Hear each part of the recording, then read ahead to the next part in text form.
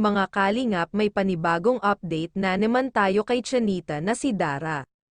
Pero bago po yan, pakisuportahan po muna natin ang ama ng kalingap na si Val Santos Matubang at Kalingap Rab Matubang, pati na rin ang mga viewers at reactioners. Maraming salamat po. Mga kalingap, sinundo na naman ito nila Kuya Rab si Dara sa pag-uwi galing eskwela dahil wala ang kanyang service. Hindi lang pala matalinong bata si Dara mga kalingap, kundi isang volleyball player din pala siya. May tinatagong talento din pala itong si Dara. May dala-dala din ito si Kuya Rab na package para kay Bea. Naabutan nila ito si Bea na nagwawalis sa kanilang bakuran.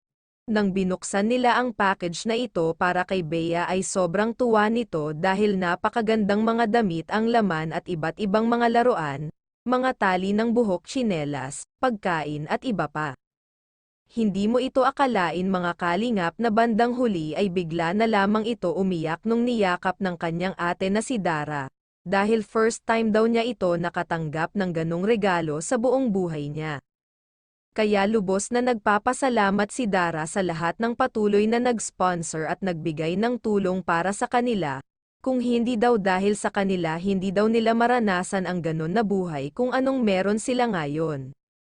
Excited na rin sina Dara at Bea para sa pagdating ng kanilang tatay dahil sobrang namiss nila ito na minsan lang sa isang taon umuuwi. Binigyan din ito ni Kuya Rab ng pera para sa kanilang pang-araw-araw na pangangailangan dahil ang iba daw na binibigay ng mga sponsor ay iniipon niya ito sa bangko at ang iba ay minsan pinamamahagi din niya sa iba pa niyang kapatid na nangangailangan din ng tulong. Siya na ang tumayong bilang ina sa kanyang kapatid. Kaya sobrang bait talaga ito ni Dara. Kaya, hanggang dito na lang po mga kalingap.